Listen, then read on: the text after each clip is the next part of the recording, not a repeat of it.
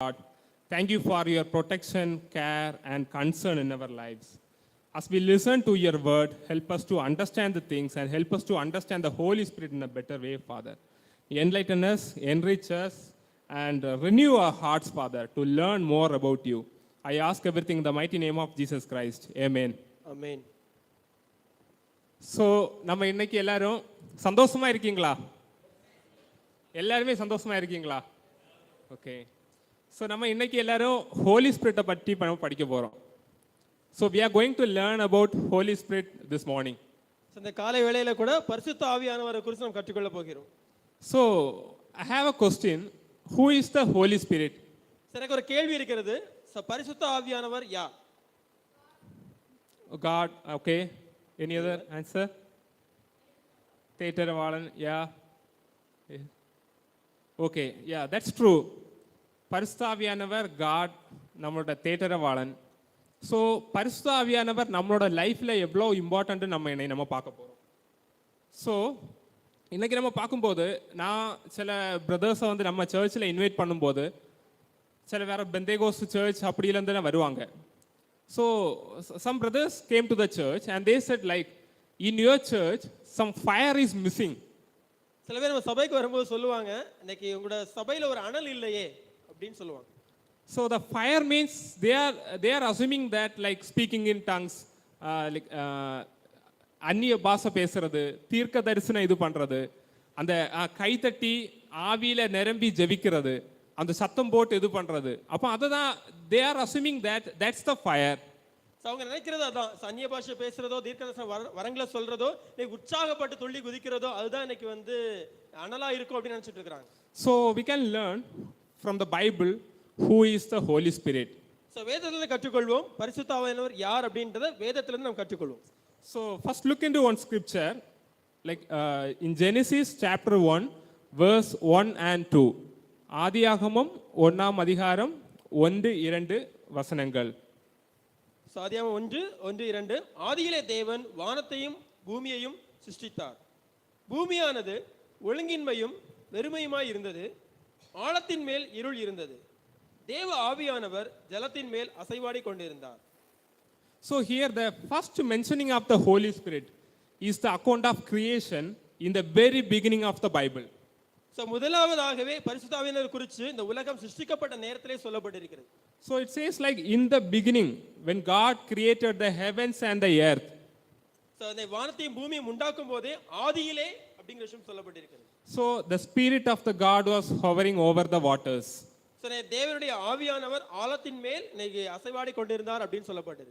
So we can see that from the beginning itself, so we can see the Holy Spirit is there. So தொடக்கத்தில் இருந்தே ஆதியிலிருந்தே பார்க்கும்போது பரிசுத்த ஆவியானவர் இருக்கிறார். So in our Christian life many Christians are thinking that we are trying to do our best as Christian. So கிறிஸ்தவ வாழ்க்கை நிறைய பேர் யோசிக்கிறது, இன்னும் நான் கிறிஸ்தவ வாழ்க்கையில இன்னும் அதிகமான காரியங்கள் நான் செய்யணும் அப்படினு சொல்லிட்டு இன்னைக்கு நிறைய யோசிக்கிற நபர்களா இருக்கிறோம். But the reality is we are so weak. We are failing almost all the time. ஆனா உண்மை என்ன அப்படினா நம்ம பலவீனமான நபர்களா இருக்கிறோம். நம்மளால அதே காரியங்கள் செய்ய முடியாது, செய்வோம் ஆனா விழுந்து விடுவோம், செய்வோம் விழுந்து விடுவோம் அப்படிங்கிற சூழ்நிலையில இருக்கிறோம். So too many of us that finally they will make the excuse like nobody is perfect, God understands, like that we used to come to a conclusion that nobody is perfect, only God can understand, like that. So நம்ம எதுமே செய்ய முடியலன்னா கடைசியா என்ன முடிவுக்கு வரும் அப்படினா நம்மளால செய்ய முடியாது, சோ நான் பெர்ஃபெக்ட் கிடையாது, நான் வந்து முழுமையான நபர் கிடையாது, சரியான நபர் கிடையாது, தேவன் பார்த்துப்பாருன்னு சொல்லிட்டு அந்த முடிவுக்கு நம்ம வந்துறோம். So let's read one scripture. மற்றொரு வசனம் படிப்போம். Romans chapter 8 verse 6. ரோமர் 6ஆம் அதிகாரம் வசனம் 8. So I will read it in English. The mind governed by the flesh is death, but the mind governed by the spirit is life and peace.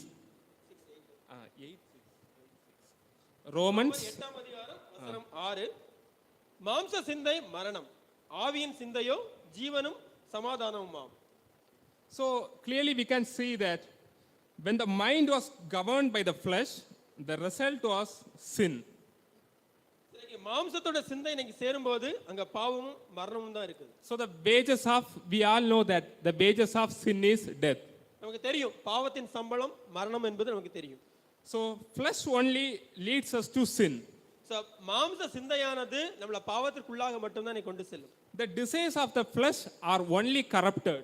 So மாம்சத்தோடைய சிந்தைகள் ஆசைகள் எல்லாமே இன்னைக்கு அழுக்கு படிந்ததா கரைப்பட்டதா இருக்குது.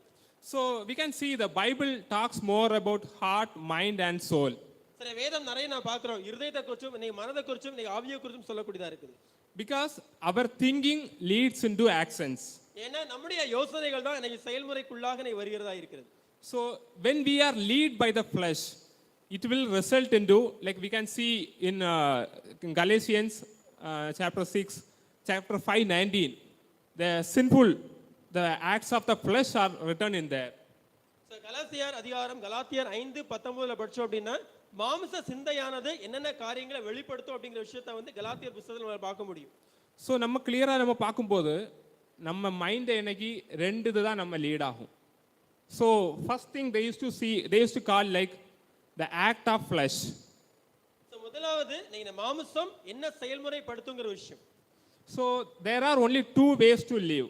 First, humanistic way of living. That's the Bible calls it as the way of flesh. So இன்னைக்கு ரெண்டு வழியில தான் நான் வாழ்க்கை வாழ முடியும். ஒன்னானது மனிதர் பிரகாரமா மாம்சத்தின் பிரகாரமா நான் வாழ்க்கை வாழ முடியும். மற்றொன்று life being led by the Spirit, Holy Spirit. So இரண்டாவது விதமான வாழ்க்கையானது பரிசுத்த ஆவியானவர் மூலமா வழி நடத்தப்படுகிற வாழ்க்கை. So when we led by the humanistic way of living, the result will be like நம்ம சரீரபரமான வாழ்க்கை நம்ம வாழும்போது அது நம்மளை பாவத்துல கொண்டு போய் விடும். So when we led by the Spirit, Holy Spirit, it will lead into, Scripture says like that, it's life and peace. இன்னைக்கு பரிசுத்த ஆவியானவர் மூலமா நம்முடைய வாழ்க்கையானது வழிநடத்தப்படும் போது அங்கே இன்னைக்கு சமாதானமும் இன்னைக்கு வாழ்க்கையும் இருக்கும். So we can see, we have heard, like so many people heard about the fruit of Spirit. So today we can learn more about the fruit, that fruit of Spirit. So நிறைய பேர் நம்ம கேள்விப்பட்டிருப்போம் ஆவியின் கனி அப்படிங்கறத குறித்து கேள்விப்பட்டிருப்போம். இன்னைக்கு அந்த ஆவியின் கனியை குறித்து நம்ம கற்றுக்கொள்வோம். Before that, I just want to explain more about, little bit about Holy Spirit. Who is the Holy Spirit in our life? அதுக்கு முன்னாடி நம்முடைய வாழ்க்கையில பரிசுத்த ஆவியானவர் யாருங்கிற விஷயத்தையும் சில விஷயங்கள் நான் வந்து அது கூட சொல்லிக்கிட்டே இருக்கேன். Let's read on scripture, Ezekiel chapter 36, verse 26 and 27. எசேக்கியேல் 36 அதிகாரம் வசனம் 26 27. எசேக்கியேல் 36 வசனம் 26 முதல் 27. ஸோ நான் இங்கிலீஷில் வாசிக்கிறேன். I will give you a new heart and put a new spirit in you. I will remove from you your heart of stone and give you a heart of flesh. And I will put my spirit in you and move you to follow my decrees and be careful to keep my laws. எசேக்கியேல் 36 அதிகாரம் வசனம் 26 முதல், உங்களுக்கு நவமான இருதயத்தை கொடுத்து உங்கள் உள்ளத்திலே புதிதான ஆவியை கட்டளையிட்டு கல்லான இருதயத்தை உங்கள் மாம்சத்திலிருந்து எடுத்து போட்டு சதையான இருதயத்தை உங்களுக்கு கொடுப்பேன். உங்கள் உள்ளத்திலே என் ஆவியை வைத்து உங்களை என் கட்டளைகளை நடக்கவும் என் நியாயங்களை கைக்கொள்ளவும் அவைகளின்படி செய்யவும் பண்ணுவேன். So here it's like, it's a promise God has given us, like I will give you a new heart and give you a new spirit in you. எனக்கு தேவன் கொடுத்த கட்டளையா இருக்கிறது. இன்னைக்கு அவர் கொடுத்த வாக்கு தத்தமானது நமக்கு நவமான இருதயமும் புதிதான ஆவியும் தருகிறேன் அப்படின்னு சொல்லி தேவன் சொல்லி இருக்கிறார். ஸோ நம்ம பைபிளில் பார்க்கும்போது, so when we became disciple, நம்ம பேப்டிசம் எடுக்கும்போது நம்ம மனமாற்றம், ரிப்பெண்டன்ஸை குறித்து படிச்சிருப்போம். What's mean by repentance?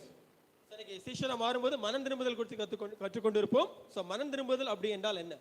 So the Greek word is metanoia. Metanoia means change of mindset.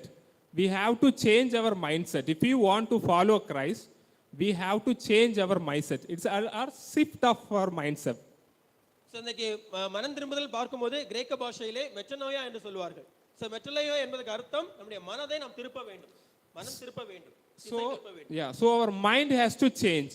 நம்முடைய எண்ணங்கள், மனதை நாம் திருப்பி வேறு வழிக்கு செல்ல வைக்க வேண்டும். ஸோ நம்ம முன்னாடி நம்ம எப்படி வாழ்ந்துட்டு இருந்தோம்? நம்ம பாவ இதில் நம்ம வாழ்ந்துட்டு இருந்தோம். அந்த பாவமான எண்ணங்கள், அந்த நம்மளோட சரீரபரமான எண்ணங்கள், அந்த காரியங்களை நம்ம வாழ்ந்துட்டு இருந்தோம். நம்ம என்னைக்கு நம்ம கிறிஸ்துவ அறிஞ்சு இயேசுதான் ரட்சகர் நம்ம அக்செப்ட் பண்ணி நம்ம ஞானஸ்தானம் எடுத்தோமோ அன்னையிலேருந்து நம்மளோட மனசை நம்ம மாற்றிட்டு நம்ம கிறிஸ்துவுக்கு வேண்டி நம்ம வாழ்றது கூடிய ஒரு இதாட்டு நம்ம இது போவோம். So that's called true conversion. அதுதான் உண்மையான ஒரு மனமாற்றம். ஸோ அதான் when we are born again we have given a new heart and a new mind. நாம் புதிதான ஒரு சிருஷ்டியாக உருவாக்கப்பட்ட பிற்பாடு நமக்குள்ளாக புதிதான சிருஷ்டியும் புதிதான இருதயமும் புதிதான மனதும் தேவன் கொடுத்து விட்டார். So we cannot able to live like நம்ம அதுக்கப்புறம் நம்ம பாவத்தில் நம்ம பழைய பாவத்தில் நம்மளால வாழ முடியாது. நம்ம வந்து கிறிஸ்துவுக்குள்ள நம்ம இது பண்ணும்போது God has promised I will give my spirit in you.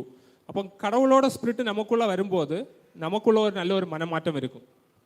கண்டிப்பா என்னுடைய ஆவியை நான் உனக்குள்ளாக நான் கொடுக்கிறேன் அப்படின்னு சொல்லிட்டு எனக்கு தேவன் சொல்லியிருக்கிறாங்க. அந்த ஆவியை கொடுக்கும்போது கண்டிப்பா நமக்குள்ள மனமாற்றமானது ஏற்பட வேண்டும். So here in one more scripture, John chapter 16 verse 7, it says, nevertheless I tell you the truth, it's your advantage that I go away, for if I do not go away the helper will not come to you, but if I go I will send him to you. யோவான் 16ஆம் அதிகாரம் வசனம் 7, நான் உங்களுக்கு உண்மையை சொல்லுகிறேன், நான் போகிறது உங்களுக்கு பிரயோஜனமாய் இருக்கும். நான் போகாதிருந்தால் தேற்றரவாளன் உங்களிடத்தில் வரார், நான் போவேனே ஆகில் அவரை உங்களிடத்திற்கு அனுப்புவேன். So Jesus here says, Jesus before left his world in his physical form, he promised us to send the helper. இயேசு கிறிஸ்து சொல்கிறார், சரீர பிரகாரமாக அங்கே இருக்கும்போது நான் செல்கிறேன் என்றால் அங்கிருந்து உங்களுக்கான தேற்றரவாளனை அனுப்புவேன் என்று அவர் சொல்லியிருக்கிறார். So who is that helper here? அந்த தேற்றரவாளன் யார்? That's Holy Spirit. பரிசுத்த ஆவியானவர் தான் அந்த தேற்றரவாளனாக இருக்கிறார். So why would Jesus promise the helper? ஏன் இயேசு கிறிஸ்து அந்த வாக்குத்தத்தத்தை கொடுக்க வேண்டும்? தேற்றரவாளனை உங்களுக்காக அனுப்புவேன் என்கிற சத்தியத்தை சொல்ல வேண்டும். என்னையாவது நினைச்சு பார்த்துருக்கீங்களா? ஜீசஸ் கிரைஸ்ட் இயேசு கிறிஸ்து வந்தாச்சு, நம்மளோட பாவங்களுக்காக மரிச்சாச்சு, நம்மளை மீட்டாச்சு, அப்புறம் எதுக்கு ஒரு ஹெல்ப்பரை அனுப்பணும்? என்னைக்காவது நினைச்சு பார்த்துருக்கீங்களா? எதுக்கு நமக்கு ஒரு ஹெல்ப்பரை அனுப்பணும்? ஈவன் தோ ஜீசஸ் வந்து ஹெவனுக்கு போன அப்புறமும் we are cleansed but we are helpless. நமக்கு ஒரு ஹெல்ப், நமக்கு யாரும் ஹெல்ப் பண்ணதுக்கு யாருமே கிடையாது. we are completely helpless. That's why God promised us that he said he will send a suitable helper. சரிங்க, தேவன் இயேசு கிறிஸ்து அந்த உலகத்தை இங்கிருந்து சென்ற பிற்பாடு கூட நாம் உதவியற்ற நபர்களாக தான் இருக்கிறோம். அந்த உதவியற்ற நபராக நாம் இருக்கும்போது கண்டிப்பா நமக்கு உதவி தேவை. அந்த உதவிக்காகத்தான் தேற்றரவாளனை இயேசு கிறிஸ்துவானவர் நம்மோடு அனுப்பி இருக்கிறார். So we can see how does the Holy Spirit help us. எப்படியாக பரிசுத்த ஆவியானவர் நமக்கு உதவி செய்வார் என்பதை பார்ப்போம். So he convicts the world in sin, righteousness and judgment. John 16:8-11 it says like he convicts the world of sin, righteousness and judgment. அவர் உலகத்துக்கு சொல்ல வேண்டிய கண்டிக்கிற விஷயமாவது பாவத்தை குறித்தும் நீதியை குறித்தும் நியாய தீர்ப்பை குறித்தும் உலகத்தை கண்டித்து உணர்த்துவதற்காக பரிசுத்த ஆவியானவரை தேவன் நம்மோடு அனுப்பி இருக்கிறார். And then next is he will guide you in all the truth. எல்லா உண்மையின் மத்தியிலும் பரிசுத்த ஆவியானவர் நம்மை வழிநடத்துவார். And he will teach us. Holy Spirit whom the Father will send in my name will teach you all things, will remind you of everything I have said to you. When we read John chapter 14:26 it says Holy Spirit he is the advocate. இன்னைக்கு யோவான் 14ஆம் அதிகாரம் இன்னைக்கு வசனம் 6ல கூட சொல்லப்பட்டிருக்கிறது, அவர் ஒரு வழக்கறிஞராக இருக்கிறார் என்று. சோ தேவனானவர் இயேசு கிறிஸ்துவானவர் நமக்கு என்னெல்லாம் கற்றுக் கொடுத்தாரோ அதெல்லாம் ஞாபகப்படுத்துவதற்காக இன்னைக்கு பரிசுத்த ஆவியானவரை இயேசு கிறிஸ்து நம்மோடு அனுப்பி இருக்கிறார். And then Romans 8:14 says he leads and guides us, for those who are led by the Spirit of God are the children of God. Scripture says if we are led by the Spirit of God then only we are the children of God. ரோமர் 8ஆம் அதிகாரம் வசனம் 14லே சொல்லப்பட்டிருக்கிறது, மேலும் எவர்கள் தேவனுடைய ஆவியினாலே நடத்தப்படுகிறார்களோ அவர்கள் தேவனுடைய புத்திரராய் இருக்கிறார்கள். So Holy Spirit helps us in the weakness. When we are weak, when we can't able to pray, Holy Spirit helps us to pray. நம்ம பலவீனமா இருக்கும்போது ஜெபம் பண்ண முடியாம இருக்கும்போது அந்த நேரத்துல பரிசுத்த ஆவியானவர் நமக்கு உதவி செய்வார். So when we are going into the wrong direction, Holy Spirit direct us. நாம் தவறான வழியிலே செல்லும்போது சரியான வழிக்கு வாருங்கள் என்று பரிசுத்த ஆவியானவர் நம்மை திசை திருப்புவார். He warns us when we are like if we need some warning, we are doing some mistakes, Holy Spirit warns us. நம்ம ஏதாவது பிரச்சனை செய்யும்போது பாவத்துக்குள்ள இருக்கும்போது பரிசுத்த ஆவியானவர் நம்மளை கண்டித்து இன்னைக்கு உணர்த்தக்கூடிய நபராக இருக்கிறார், எச்சரிக்கக்கூடிய நபராக இருக்கிறார். Yeah. So இப்போ நம்ம இவ்வளவு இது பார்த்தோம், ஹோலி ஸ்பிரிட்டோட இம்பார்ட்டன்ஸ் எவ்வளோ. ஸோ இதெல்லாம் இல்லாமல் இருந்துச்சுன்னா நம்மளுக்கு இந்த உலகத்தில் நமக்கு வாழ்கிறது ரொம்ப கஷ்டம். நமக்கு வந்து என்றைக்குமே நமக்கு ஒரு ஹெல்ப்பர் வேணும். நம்ம ஜீசஸ் நம்ம போனதுக்கப்புறம் வி ஆர் கம்ப்ளீட்லி ஹெல்ப்லெஸ். நமக்கு நம்மளை ஹெல்ப் பண்ணுறதுக்கு யாருமே கிடையாது. அதனால தான் நம்மளோட ஹோலி ஸ்பிரிட்டு நம்ம கூட இருந்து நம்மளை ஒவ்வொரு நாளும் நம்மளை வழி நடத்தி நமக்கு சொல்லி தந்து நம்ம கூட இருந்து நம்மளை எல்லாம் ஆட்டி தேட்டி வழி நடத்துறது தான் ஹோலி ஸ்பிரிட்டோட ரோல். ஸோ லாஸ்ட் வீக் நீங்கள் லேர்ன் பண்ணியிருப்பீங்க the vine and the branches. So கடந்த வாரத்தில் கூட நீங்கள் வந்து கற்றுக்கொண்டிருப்பீர்கள். இன்னைக்கு திராட்சை செடியை குறிச்சும் இன்னைக்கு கனியை குறிச்சும் கற்றுக்கொண்டிருப்பீர்கள், திராட்சை கனி.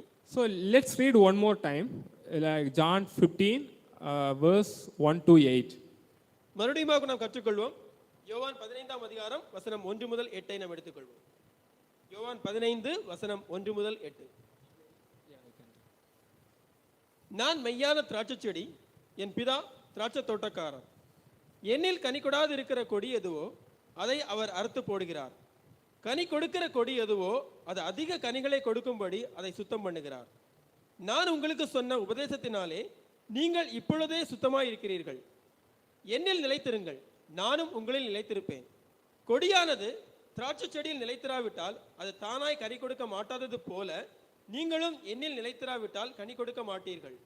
நானே திராட்சை செடி, நீங்கள் கொடிகள். ஒருவன் என்னிலும் நான் அவனிலும் நிலைத்திருந்தால் அவன் மிகுந்த கனிகளை கொடுப்பான். என்னை அல்லாமல் உங்களால் ஒன்றும் செய்யக்கூடாது. ஒருவன் என்னில் நிலைத்திராவிட்டால் வெளியே எரியுண்ட கொடியைப் போல அவன் எரியுண்டு உலர்ந்து போவான். அப்படிப்பட்டவைகளை சேர்த்து அக்கினியிலே போடுகிறார்கள், அவைகள் எரிந்து போம். நீங்கள் என்னிலும் என் வார்த்தைகள் உங்களிலும் நிலைத்திருந்தால் நீங்கள் கேட்டுக்கொள்வது எதுவோ அது உங்களுக்கு செய்யப்படும். நீங்கள் மிகுந்த கனிகளை கொடுப்பதினால் என் பிதா மகிமைப்படுவார், எனக்கும் சீஷராய் இருப்பீர்கள். ஆமென். ஆமென். ஸோ இதில் நம்ம பார்க்கும்போது போன வாரம் நீங்கள் படிச்சிருக்கீங்க எப்படி நம்ம வந்து ஒரு கடவுளுக்குள்ளே நிலைச்சிருக்கணும்னு. அப்போ அதில் நிறைய இது fruit what does it mean? we are learning, we have heard more times about fruit. So what does it mean? What's that meaning of that real fruit? கடந்த வாரத்தில் நம்ம கற்றுக்கொள்ளும் போது நிறைய கனிகள் கனிங்கிற வார்த்தை நிறைய நம்ம கேள்விப்பட்டோம். அந்த கனியானதுன்னா அப்படின்னா என்ன, எதை கனியை குறித்து சொல்லப்பட்டிருக்கிறது? ஸோ எனி ஐடியா அதில் கனின்னு என்ன கொடுத்துருக்கு, என்ன மென்ஷன் பண்ணியிருக்கு? யா கேரக்டர், குணாதிசயம். அன்பும் அது ஒரு அதில் ஒரு கனியில் வாரது தான். So let's read one scripture, Galatians chapter 5 verse 22 and 23.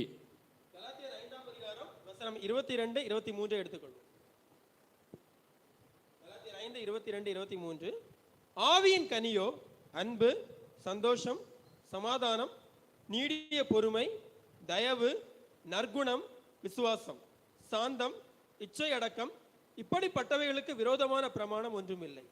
Yeah, scripture says in the English Bible, but the fruit of the Spirit is love, joy, peace, forbearance, kindness, goodness, faithfulness, gentleness, and self-control. Against such things there is no law. So scripture says like that. So இதில் ஆவியின், நம்ம தமிழ் பைபிளில் சில இதில் எல்லாரும் சொல்கிறாங்க ஆவியின் கனிகள்னு சொல்கிறாங்க. So the real thing is like fruit of spirit. அது வந்து ஒரு கனி தான், 9 கனிகள் கிடையாது, ஒரு கனி வித் 9 குவாலிட்டிஸ்.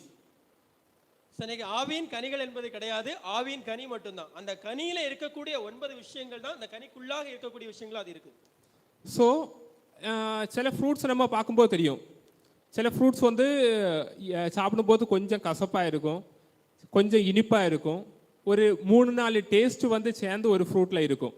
ஸோ அதே மாதிரி தான் இந்த ஆவியின் கனிகள், ஒரே ஃப்ரூட் தான் கனி. இந்த ஆவியின் கனிங்கிறது ஒரே ஃப்ரூட் தான் வித் 9 குவாலிட்டிஸ். ஆவியின் கனியானது ஒரே ஒரு கனியாக தான் இருக்கிறது. அந்த ஒரு கனிக்குள்ளேயே 9 விதமான குணாதிசயங்கள் இருக்கிறது. So we cannot say like I have love, I have joy, but I don't have peace, I don't have patience. We cannot say like that. நம்மளால சொல்ல முடியாது எனக்கு அன்பு இருக்கு, சந்தோஷம் இருக்கு, ஆனா சமாதானம் இல்ல, நீடிய பொறுமை இல்ல அப்படி நம்மளால சொல்ல முடியாது. Either you have everything or you have nothing. ஒண்ணு உங்களுக்குள்ள 9 இருக்கணும், எல்லாமே இருக்கணும், அல்லது ஒன்றுமே இருக்க கூடாது. ஸோ நம்ம இதில் பார்க்கும்போது தெரியுது இந்த அன்பு. சில பேர் சொல்லுவாங்க எல்லார்கிட்டையும் அன்பு காமிக்க முடியுது, நல்ல சந்தோஷமாகவும் இருக்க முடியுது. ஆனால் எனக்கு பொறுமை இல்லை. ஸோ அப்படி நமக்கு இது பண்ண முடியாது. ஏன்னா இது எல்லாமே சேர்ந்து உள்ளது தான். ஸோ நேரமே நம்ம பார்த்தோம், 2 விதமான வாழ்க்கை. சரீரபரமான வாழ்க்கை, அது நம்மளை பாவத்துக்குள்ளாத இதில் நம்மளை அழைச்சி செல்லும். ஆவிக்குரிய இந்த வாழ்க்கையில நம்ம வாழும்போது நமக்கு இந்த ஆவியின் கனி இதெல்லாம் நம்மளோட லைஃப்பில் வரும். So first we can learn about that 3 things: love, joy and peace. அன்பு, சந்தோஷம், சமாதானம் என்கிற 3 விஷயத்தை குறித்து நாம் கற்றுக்கொள்வோம். So the first 3 are the inner qualities that reflect our Christian relationship to God. So அந்த 3 விஷயங்களும் நம்முடைய உள்ளார்ந்த ஒரு குணாதிசயமாக தேவனோடு நமக்கு இருக்கிற உறவுமுறையை குறித்து சொல்லப்பட்டதா இருக்கிறது. The next 3 is patience, kindness and goodness. So that it's a Christian attitude and actions towards our neighbor. So நீடிய பொறுமை, தயவு, நற்குணம் என்கிற இந்த 3 விஷயங்கள் நம்முடைய கிறிஸ்தவ வாழ்க்கையை நம்மளோட இருக்கிறவங்க மத்தியில எப்படி பிரதிபலிக்கிறோங்கிற விஷயத்தை காட்டக்கூடியதா இருக்கு. And the last 3 is faithfulness, gentleness and self control. That we should conduct ourselves in view of our opportunities and obligations that arise in our daily life.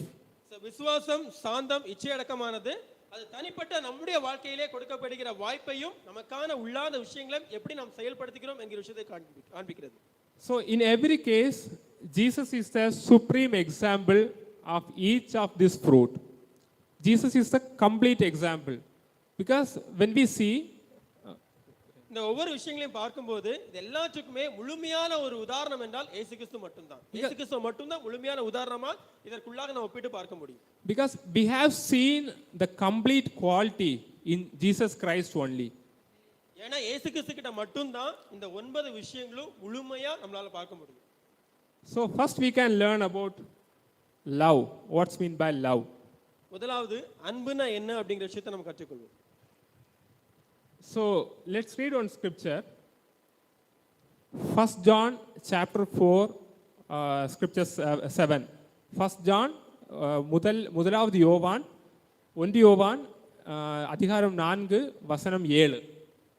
So 1 யோவான் 4:7, பிரியமானவர்களே, ஒருவரில் ஒருவர் அன்பாய் இருக்க கடவோம். ஏனெனில் அன்பு தேவனால் உண்டாயிருக்கிறது. அன்புள்ள எவனும் தேவனால் பிறந்து அவரை அறிந்திருக்கிறான். So scripture says like, let us love one another, for love is from God, and whoever loves has been born of God and knows God. Okay. If we do not love each other, and people outside the church, they will think we are hypocrites. நம்ம சபைக்குள்ள இருக்கிற நாம ஒருத்தருக்கு அன்பு செலுத்தல அப்படின்னா, இன்னைக்கு சபையை வெளியே இருந்து பார்க்குற ஒவ்வொருத்தரும் என்ன யோசிப்பாங்க அப்படின்னா, நம்ம எல்லாரும் மாயக்காரர்களா இருக்கிறோம் அப்படின்னு தான் யோசிப்பாங்க. And they will never want to join our church. If we are hypocrites, people can easily understand. They will never join to our church. அந்த அன்பை வெளிப்படுத்தல அப்படின்னா மாயக்காரரா இருப்போம். மாயக்காரர்ங்கிற விஷயத்தை உலகம் ஈஸியா தெரிந்து கொள்ளும், சுலபமா தெரிந்து கொள்ளும். அப்படி தெரிந்து கொள்ளும் போது சபைக்குள்ள யாருமே வரமாட்டாங்க. ஸோ ஒரு ஃபேமஸான ஒரு எழுத்தாளர் அவர் சொல்லியிருந்தாரு, so Bible is the light of the church. So we are the light. நம்ம ஒவ்வொருத்தவங்களோட வாழ்க்கை தான் வெளி உலகத்தில் மனுஷங்க பார்ப்பாங்க. நம்ம கிறிஸ்டியன்னு நம்ம சொல்லிட்டு திரியிற இன்னைக்கு நம்ம எல்லாரும் கிறிஸ்டியன் பேர் இருக்கு, ஒவ்வொரு வாரமும் நம்ம சர்ச்சுக்கு போகிறோம், எல்லாமே அட்டன் பண்ணுறோம். ஆனால் ஒருத்தவங்களும் நம்மளை உண்மையாட்டு அன்பு செலுத்த முடியலைன்னா அது அவங்க பார்ப்பாங்க. நம்ம கிறிஸ்டியன் நம்ம எல்லாம் படிக்கிறோம், வசனம் கேட்குறோம், ஒவ்வொரு நாளும் ப்ரேயர் பண்ணுறோம், நல்லபடியாக நடக்கிறோம். ஆனால் ஒரு அன்பு ஒருத்தங்களை நம்மளால் பொறுத்துக்க முடியலை, அன்பு செய்ய முடியலைன்னா நம்ம என்ன பண்ணாலும் வேஸ்ட். அதுதான் பைபிளில் சொல்லுது. So it says like love is supreme. It's a greatest command in the Bible. அன்பானதுதான் மிக பிரதானமான மிக சிறந்த ஒரு கட்டளையாக இன்னைக்கு வேதத்திலே கொடுக்கப்பட்டிருக்கிறது. ஸோ நம்ம இன்னைக்கு நம்ம நிறைய சர்ச்சில் பார்க்குறோம், பெந்தேகோஸ்து சர்ச்சுகளில் காரியங்கள் எல்லாத்தையும் பார்க்கும்போது அவங்க நிறைய ஆவியில் நிரம்பி ஜெபிக்கிறாங்க.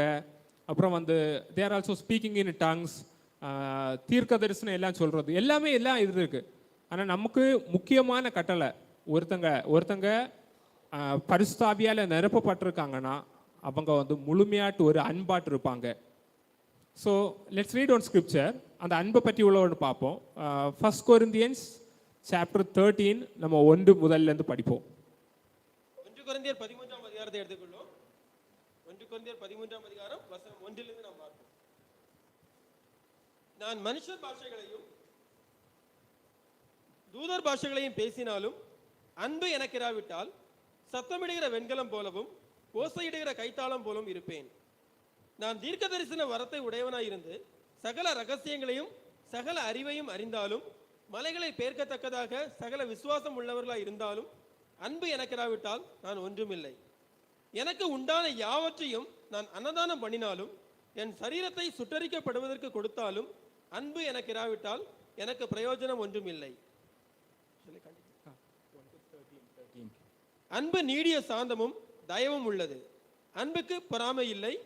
அன்பு தன்னை புகழாது, இருமாப்பாய் இராது, அயோக்கியமானதை செய்யாது, தற்பொழிவை நாடாது, சினம் அடையாது, தீங்கு நினையாது, அநியாயத்தில் சந்தோஷப்படாமல் சத்தியத்தில் சந்தோஷப்படும், சகலத்தையும் தாங்கும், சகலத்தையும் விசுவாசிக்கும், சகலத்தையும் நம்பும், சகலத்தையும் சகிக்கும்.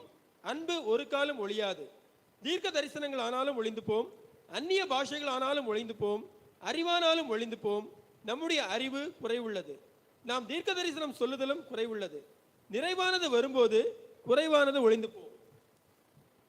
நான் குழந்தையாய் இருந்தபோது குழந்தையை போல பேசினேன், குழந்தையை போல சிந்தித்தேன், குழந்தையை போல யோசித்தேன். நான் புருஷனான போதோ குழந்தைக்கு ஏற்றவைகளை ஒழித்து விட்டேன். இப்பொழுது கண்ணாடியிலே நிழலாட்டமாய் பார்க்கிறோம், அப்பொழுது முகமுகமாய் பார்ப்போம். இப்பொழுது நான் குறைந்த அறிவுள்ளவன், அப்பொழுது நான் அறியப்பட்டிருக்கிறபடியே அறிந்து கொள்வேன். இப்பொழுது விசுவாசம், நம்பிக்கை, அன்பு இம்மூன்றும் நிலைத்திருக்கிறது. இவைகளில் அன்பே பெரியது. Amen. Scripture says, if I speak in the tongues of men or of angels, but I don't have love, I am nothing. நான் மனுஷ பாஷைகளை பேசினாலும் சரி, இன்னைக்கு தூதர் பாஷைகளை பேசினாலும் சரி, எனக்கு அன்பு இல்லை அப்படின்னா நான் ஒண்ணுமே கிடையாது.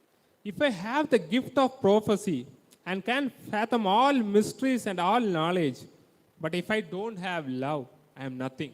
நீ தீர்க்க தரிசன வரத்தை உடையவனா இருந்தாலும் சரி, சகல ரகசியங்களையும் இன்னைக்கு சொன்னாலும் சரி, நீங்க அன்பு இல்லை அப்படின்னா ஒன்றுமே இல்லை.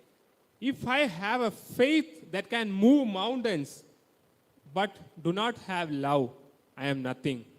நீ மலைகளை பெயர்க்கத்தக்க சகல விசுவாசம் நம்ம கிட்ட இருந்தாலும் அன்புங்கிற விஷயம் இல்லை அப்படின்னா நம்ம ஒண்ணுமே கிடையாது. Amen. ஸ்கிரிப்சர் கிளியரா நமக்கு சொல்லி தருது. நம்ம எவ்வளவுதான் நம்ம படிச்சிருந்தாலும், எவ்வளவுதான் இந்த உலகத்துல ஞானியா இருந்தாலும், தீர்க்க தரிசன வார்த்தைகள் எல்லாம் சொன்னாலும், ஆவியில நிரம்பி ஜெயிச்சாலும், மலைகளை பெயர்த்து போடுற அளவுக்கு நமக்கு விசுவாசம் இருந்தாலும், நம்மள்ட்ட அன்பு இல்லைன்னா நமக்கு ஒண்ணுமே கிடையாது.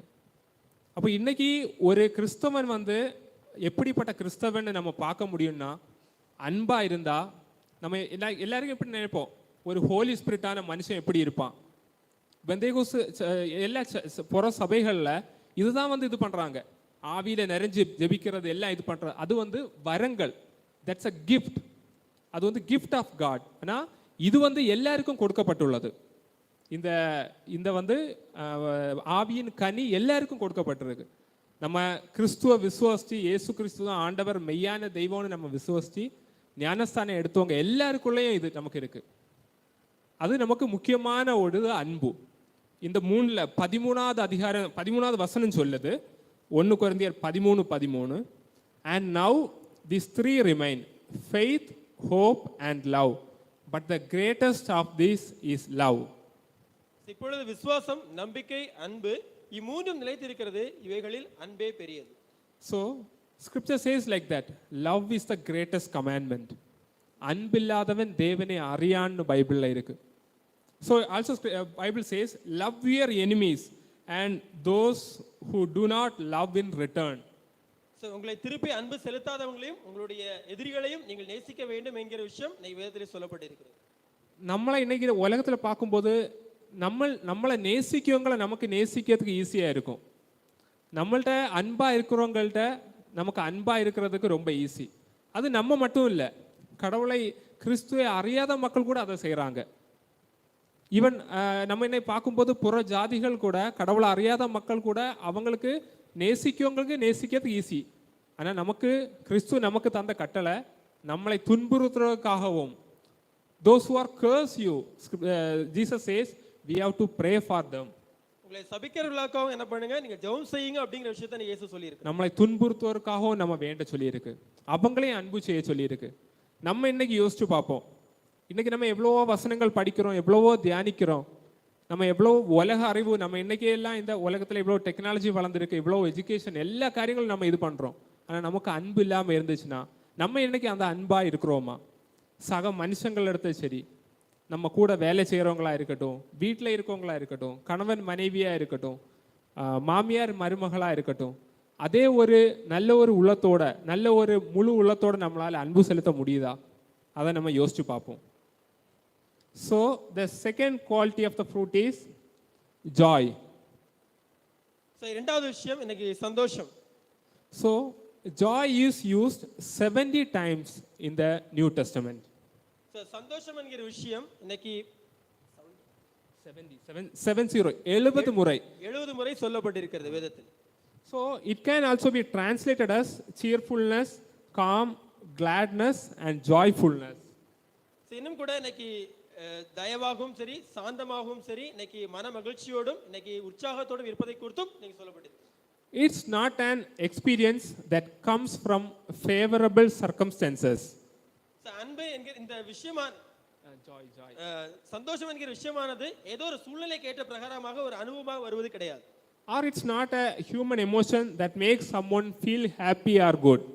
So யாரையுமே நீங்க போயிட்டு எனக்கு சந்தோஷப்படுத்துறதுக்கான விஷயங்களை நம்மளால இந்த உலகத்தின் பிரகாரமா செய்ய முடியாது. It's one of the God's gift to believers. So சந்தோஷம் என்பது தேவனால் கொடுக்கப்பட்ட, தேவனை நம்புகிற விசுவாசிக்கிற ஒவ்வொருத்தருக்கும் கொடுக்கப்படுகிற ஒரு பரிசா இருக்குது. So in Nehemiah chapter 8 verse 10 it says the joy of the Lord is your strength. No, Nehemiah chapter 8:10 says the joy of the Lord is your strength. நெகேமியா 8 அதிகாரம் 8ஆம் அதிகாரத்திலே 10ஆம் வசனம் சொல்லப்பட்டிருக்கிறது. இன்னைக்கு உங்களுடைய இன்னைக்கு பலமா இருப்பது எதுவென்றால் தேவனுடைய சமாதானம் மட்டும்தான் உங்களுக்கு பலனை தரும் என்று சொல்லப்படுது. Christian joy is different from the worldly joy. கிறிஸ்துவ சந்தோஷமானது உலகத்தின் சந்தோஷத்தை காட்டிலும் வித்தியாசமானது. It's not, there is a difference between joy and happiness. இன்னைக்கு சந்தோஷத்திற்கும் மகிழ்ச்சிக்கும் வித்தியாசம் இருக்கிறது. So happiness means it's like the materialistic things. When we get something, like when we get a new phone, when we buy a new house, a new car or new bike, that's happiness. சரிங்க, அந்த மகிழ்ச்சியின் பார்க்கும்போது உலகத்துல எனக்கு ஏதோ ஒரு விஷயம் கிடைக்குது, எனக்கு வீடு கிடைக்குது, எனக்கு கார் கிடைக்குது, நான் நினைக்கிறதெல்லாம் கிடைக்குது அப்படின்னு சொல்லும்போது அந்த டைம்ல அந்த நேரத்துல கிடைக்கக்கூடியதான் நீங்க மகிழ்ச்சியானது. ஸோ அதுக்கும் ஹாப்பினஸுக்கும் ஜாய்ஸ்க்கும் ரொம்ப வித்தியாசம் இருக்கு இந்த உலகத்தில். இந்த உலகபரமான காரியங்களில் கிடைக்கிறதுக்காகவும் நமக்கு ஹாப்பினஸ். ஜாய்ங்கிறது அப்படி இல்லை. நம்ம ஜாய் இஸ் லைக் இந்த மிட்ஸ்ட் ஆஃப் பெயின்ஃபுல் சர்க்கம்ஸ்டன்ஸ், அவ்வளோ ஒரு வலியும் வேதனையும் எல்லா காரியங்களும் இருக்கும் போதும் நம்ம வந்து சந்தோஷமா இருக்க முடியும். நம்ம பைபிள்ல இருந்து பார்க்கும்போது, நம்ம பிலிப்பியருக்கு எழுதிய புத்தகம் எழுதும்போது பவுல் வந்து ஜெயிலில் பிரிசனில் இருந்தார், சிறைச்சாலையில் இருந்தார். But Philippians books is one of the most joyful book in the Bible. பிலிப்பியர் புத்தகத்தை பவுல் எழுதும்போது அவர் சிறைச்சாலையில் இருந்து அந்த கடிதத்தை எழுதுறாரு. ஆனா பார்க்கும்போது வேதத்திலே மிகவும் ஒரு சந்தோஷத்தை தருகிற சந்தோஷமான ஒரு வேத புஸ்தகம் என்று பார்க்கும்போது பிலிப்பியர் புஸ்தகம் தான். நம்ம கிறிஸ்துக்குள்ள இருக்கும்போது நமக்குள்ள பிரச்சனைகள் காரியங்கள் ஒன்று நம்மளை தாழ்த்த முடியாது. நம்ம எப்போவுமே நம்ம சந்தோஷமா இருப்போம். அதான் நானும் ஸ்டார்டிங்கில் கேட்டேன், சந்தோஷமா இருக்கீங்களா, மகிழ்ச்சியா இருக்கீங்களா? நம்ம என்னதான் நம்ம பிரச்சனைகள்ல இருந்தாலும் நமக்கு வந்து இப்போ ஒரு குழந்தை பிறக்குது. ஒரு குழந்தை பிறக்கும் போது அந்த தாய் வந்து வயிற்றில் சுமக்கும் போது அந்த வலியும் வேதனையும் இருக்கும். ஆனால் அந்த குழந்தைய பார்த்த அப்புறம், குழந்தைய பெற்றெடுத்த அப்புறம், குழந்தைய பார்த்த அப்புறம் அந்த வலியும் வேதனையும் எல்லாம் மறைஞ்சு போயிடும். அதே மாதிரி தான் நம்ம என்ன ஒரு கிறிஸ்தவ மக்களாக நம்ம இங்கே வாழும்போது நமக்குள்ள அந்த வலி வேதனை, இந்த உலகத்தில் பாடுகள் உண்டு. ஏசப்பா தான் சொன்னார், தேவன் கிளியராக சொன்னார், இந்த உலகத்தில் ஈஸியாக நம்ம வாழ்ந்துட்டு போயிட முடியாது, இந்த உலகத்தில் வலியும் வேதனையும் உண்டு. ஆனால் நம்மளும் இயேசு கிறிஸ்துவின் 2ஆம் வருகைக்காக நம்ம வெயிட் பண்ணிட்டு இருக்கோம். நம்மளும் இயேசு கிறிஸ்துவின் 2ஆம் வருகையை நம்ம பார்க்கும்போது நமக்கு இந்த உலகத்தின் பாடுகள், வலி, வேதனை, நம்மளோட நோய்கள் எல்லாம் நமக்கு வந்து ஒரு விஷயமாட்டே தெரியாது. அதான் இந்த உலகத்தினுடைய இதுக்கும் நம்மளோட ஒரு ஹாப்பினஸுக்கும் ஜாய்க்கும் உள்ள வித்தியாசம். So the third thing is peace. மூன்றாவது காரியம் சமாதானம். So the peace comes from having relationship to God. சரி, சமாதானம் எப்படி கிடைக்கும் அப்படின்னா தேவனோடு நமக்கு இந்த உறவுமுறை சரியா இருக்கும்போது சமாதானம் வந்து கிடைக்கும்.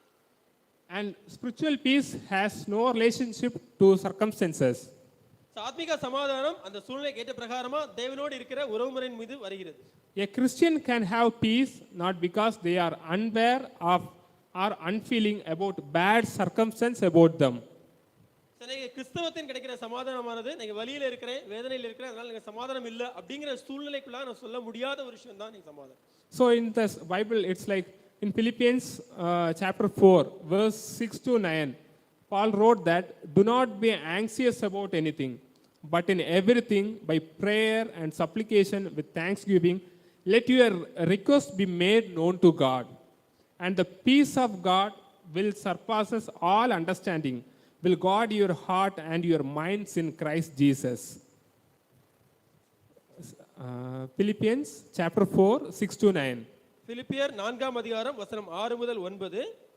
நீங்கள் ஒன்றுக்கும் கவலைப்படாமல் எல்லாவற்றையும் குறித்து உங்கள் விண்ணப்பங்களை சோஸ்திரத்தோட கூடிய ஜெபத்தினாலும் வேண்டுதலினாலும் தேவனுக்கு தெரியப்படுத்துங்கள்.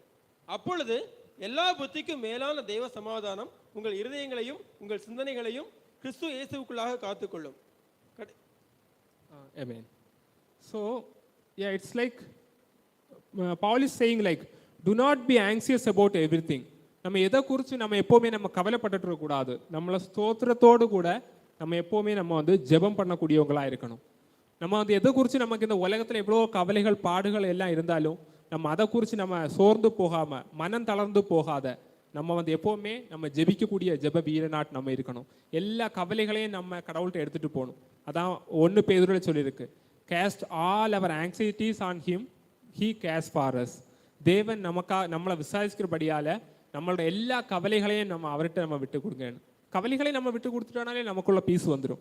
நம்ம எல்லா கவலைகளையும் நம்ம பிடிச்சு வச்சுட்டு இருக்கோம், எல்லா பாடுகளையும் எல்லா இதையும் நம்ம தோளில் நம்ம சுமந்துட்டு இருக்கோம். கடவுள் வந்து தேவன் அதை விரும்பலை. தேவன் நீ வந்து எல்லாத்தையும் எங்கிட்ட வா. நம்ம ஒரு பிரச்சனையாக இருந்தால் நம்ம அந்த பிரச்சனைக்குள்ள சொல்யூஷனை நம்ம தேவனிடத்தில் தேடணும். நம்ம இன்னைக்கு நம்ம பிரச்சனைகளை மனுஷன் மத்தியில் நம்ம தேடிட்டு இருக்கோம்.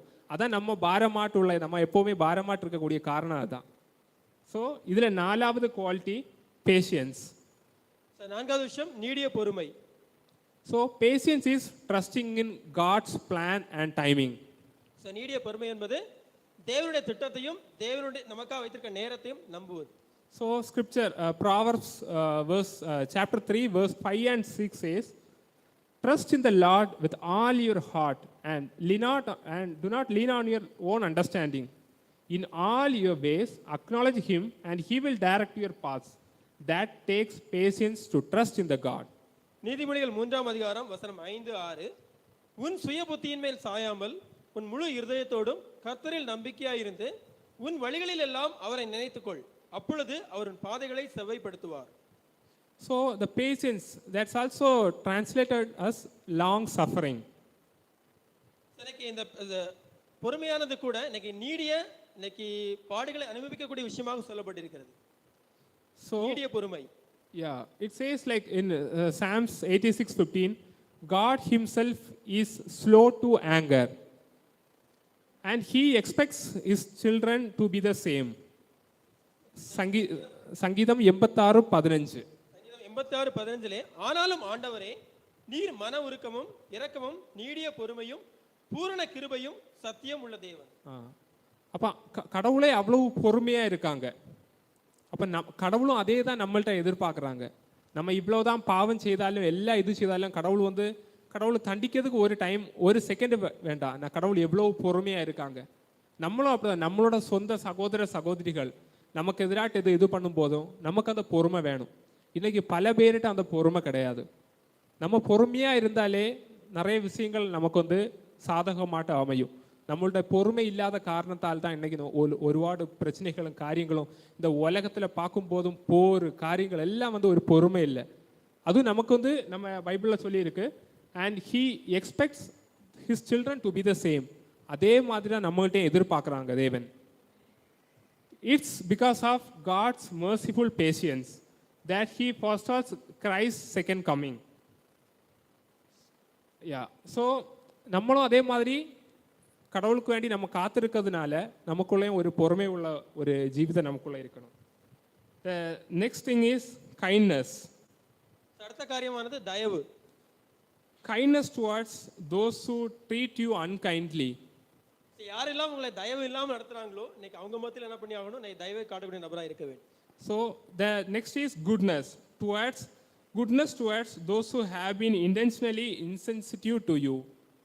சரி, நற்குணமானது, நற்குணம் என்று சொல்லப்பட்டிருக்கிறது. நற்குணம் யாரெல்லாம் உங்களுக்கிட்ட இன்னைக்கு உணர்ச்சி பூர்வமாக இன்னைக்கு அவங்களுக்கு குணாதிசயங்களை தவறாக வெளிப்படுத்துகிறார்களோ அவர்கள் மத்தியிலும் நீங்கள் உங்களுடைய நற்குணத்தை காண்பிக்க வேண்டும்.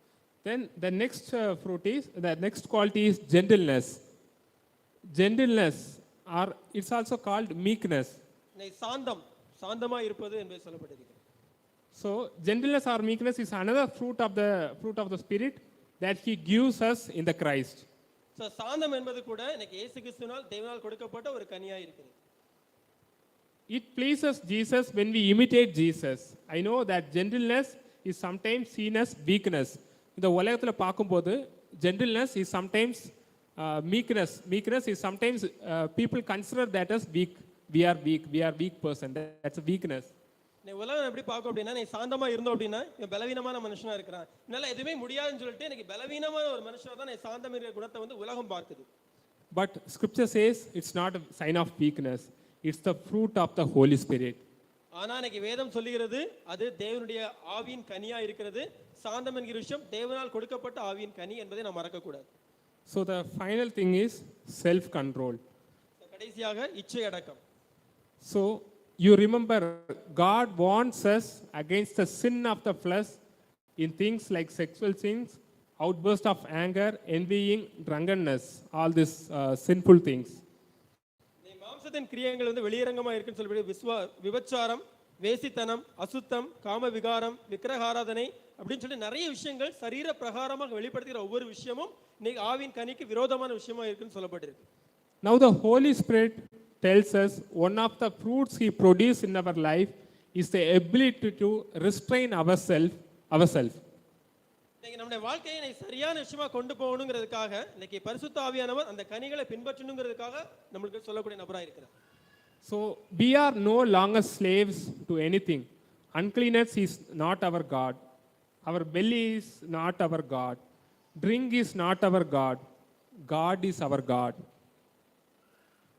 So we are no longer slave to any all these sinful things. இந்த பாவமா சொல்லப்பட்ட ஒவ்வொரு விஷயங்களுக்கும் இனிமேல் நாம யாரு கிடையாது, அடிமை கிடையாது. ஸோ கடவுள் நம்ம எல்லாத்தையும் அடிமைத்தனத்துலேருந்து நம்மளை மீட்டு நமக்கு இன்னைக்கு இந்த வாழ்க்கை தந்திருக்காங்க. நமக்கு எந்த அடிமைத்தனமும் இன்னைக்கு கிடையாது. ஸோ ஸ்கிரிப்சர் சொல்லுது இந்த 9 கனியும் இதுக்கு எதிராயிட்டு எந்த ஒரு நியாயப்பிரமாணம் இல்லைன்னு சொல்லுது. So it says like against such things there is no law. பைபிளில் மொத்தம் 613 நியாயப்பிரமாணம் கொடுக்கப்பட்டிருக்கு. 613 சட்டம் இருக்குது. ஆனால் நம்ம இதை நம்ம கடைபிடிச்சோன்னா நமக்கு வந்து வேற எந்த சட்டமும் நமக்கு இல்லை. நம்ம எல்லாத்துலேருந்து நம்ம விடுபட்டிருக்கோம்.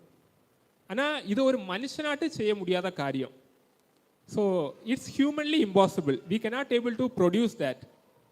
மனுஷன் நம்மளால் செய்ய முடியாது. நம்மளால தானே இதை வந்து இந்த ஆவின் கனியை இன்னைக்கு வெளிப்படுத்த முடியாது. ஸோ நெக்ஸ்ட் ஸ்லைடு மாற்றுங்க. ஸோ நம்ம போன வாரம் நீங்கள் படிச்சிருப்பீங்க. ஸோ மரமும் கொடியும், இது திராட்சை ரசமும் அதோட கிளைகளும். அந்த திராட்சை செடி வந்து அந்த நம்ம கனி கொடுக்கணும். நம்ம இன்னைக்கு நம்ம என்ன பண்ணுறோம், நம்மளோட own எஃபோர்ட்னால we are making our own effort to produce fruit. நம்ம என்ன செய்யறோம்னா நம்ம சொந்த முயற்சி கொடுத்து நான் கனி கொடுக்கணும்ங்கறதுல பிரயாசப்பட்டு அதை செஞ்சுட்டு இருக்கோம். ஸோ இன்னைக்கு நம்ம ஒரு மனுஷனாட்டு நம்ம பார்க்கும்போது அதான் நம்மளோட ஓன் எஃபோர்ட்னால எல்லா காரியங்களையும் நம்ம கனி கொடுக்கணும், நம்ம அன்பா இருக்கணும். எவ்வளோதான் நம்ம ட்ரை பண்ணாலும் at one point we will do some mistake. ஒரு கட்டத்துல கண்டிப்பா நம்ம தவறு வந்து செஞ்சிருக்க நபரா இருக்கும், தவறு செய்வோம். ஸோ போனாரு நீங்கள் படிக்கும்போது கிளியராக தெரிஞ்சிருக்கும். அதான் பைபிளில் சொல்லியிருக்கு, என்னில் நிலைத்திருங்கள். ஸோ நமக்கு கொடுக்கப்பட்ட கமாண்ட் அது மட்டும்தான், நம்ம கிறிஸ்துவோடு நிலைத்திருக்கணும். இப்போ அந்த திராட்சை செடியானது அந்த இதில் நம்ம பார்க்கும்போது தெரியுது.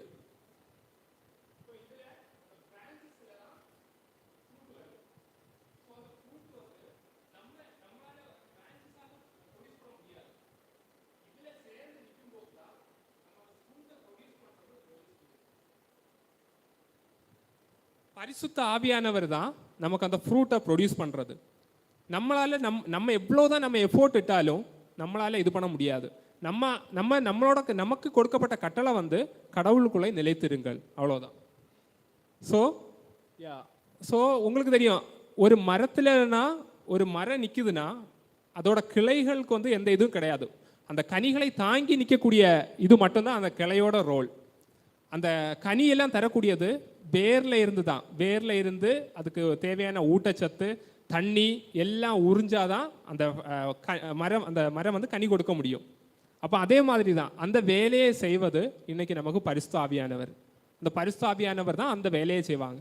அப்போ நமக்கு வந்து நம்மளோட இம்பார்ட்டன்ஸ் வந்து பரிசுத்த ஆவியானவர் நம்மளோட வாழ்க்கையில் இன்னைக்கு இல்லைன்னா நம்ம கனியற்ற மரங்களாக தான் நம்ம இருப்போம். நம்மளோட லைஃப்பில் நம்ம கிறிஸ்துக்குள்ளே நிலைச்சிருக்க. அதனால தான் பைபிளில் சொல்லியிருக்கு, நீங்கள் எப்பொழுதும் நம்ம கிறிஸ்துக்குள்ளே நம்ம நிலைச்சிருக்கணும்.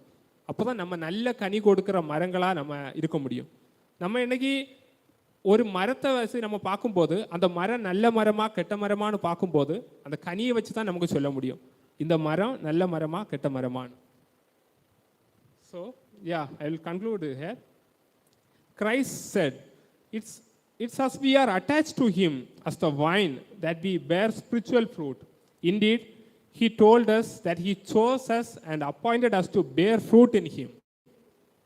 கிறிஸ்துவுக்குள்ளாக நாம் தேர்ந்தெடுக்கப்பட்ட நபராக இருக்கிறோம்னா, கிறிஸ்துவுக்குள்ளாக நாம் இருக்கிறோம் அப்படின்னா, கிறிஸ்து எதற்காக நம்மளை தேர்ந்தெடுத்திருக்கார் என்றால் நல்ல கனிகளை கொடுக்க வேண்டும், நல்ல கனியுள்ள அந்த சிறந்த கிளையிலே நாம் இருந்து நாம் கனிகளை கொடுக்க வேண்டும் என்பதற்காகத்தான் இயேசு கிறிஸ்துவானவர் நம்மை அழைத்திருக்கிறார்.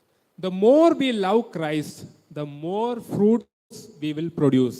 எவ்வளவுக்கு அதிகமா நம்ம இயேசு கிறிஸ்துவை நேசிக்கிறோமோ அவ்வளவுக்கு அதிகமான கனிகளை இன்னைக்கு நம்மளால கொடுக்க முடியும். We grow deeper in love with Jesus as we feed upon him daily in his word and prayer.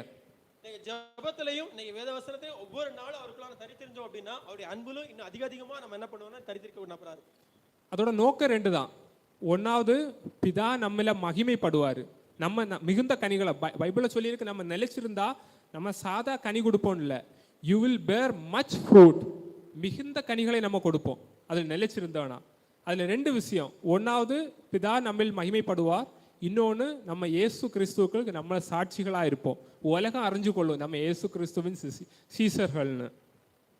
So as we find Christ our delight, when we gather each Lord's day to worship him, he will see the fruit of the Holy Spirit grow in our life and the deeds of the flesh diminish. கிறிஸ்துவுக்குள்ள நம்ம அவருக்குள்ள நாம் இணைக்கப்பட்ட நபரா இருக்கும்போது கண்டிப்பானது இந்த கனியானது நமக்குள்ள வளருவதை இன்னைக்கு நம்மளால் காண்பிக்க முடியும். அதே நேரத்தில் நமக்கு இருக்கிற மாமிச பிரகாரமான பலவீனங்களும் அழிந்து போகிறதையும் நம்மளால பார்க்க முடியும். You see, as we walk by faith in the living God and the faith commune will him spiritually changes us, that will transform us. நம்ம அதில் இருக்கும்போது, நம்ம நிலைச்சு இருக்கும்போது அந்த இது நம்மளை ஒவ்வொருத்தருக்கும் மாற்றும். கிறிஸ்துக்குள்ளே நம்ம இருக்கும்போது நம்மளோட சரீரப்பிரமான காரியங்கள் எல்லாம் அழிஞ்சு போய் நம்மளும் ஆவிக்குரிய இதில் நமக்கு வாழறதுக்கு இதாக இருக்கும். ஸோ இதில் நமக்கு இம்பார்ட்டண்ட்டான திங் இன்றைக்கி நமக்கு நான் சிம்பிளாட்டி சொல்லிடுறேன். நம்ம கனி கொடுக்க முடியாது, நம்மளால் ஃப்ரூட்டை நம்ம ப்ரொடியூஸ் பண்ண முடியாது. கிறிஸ்துக்குள்ளே நம்ம நிலைச்சிருக்கணும். கிறிஸ்துக்குள்ளே நிலைச்சிருந்தால் நம்ம கனிகளை கொடுப்போம். எப்படிப்பட்ட கனிகள்? மிகுந்த கனிகளை கொடுப்போம். நம்மளால அதை நம்ம என்னைக்குமே நமக்கு ப்ரொடியூஸ் பண்ண முடியாது. நமக்கு அந்த எபிலிட்டி கிடையாது. யா, தேங்க்யூ.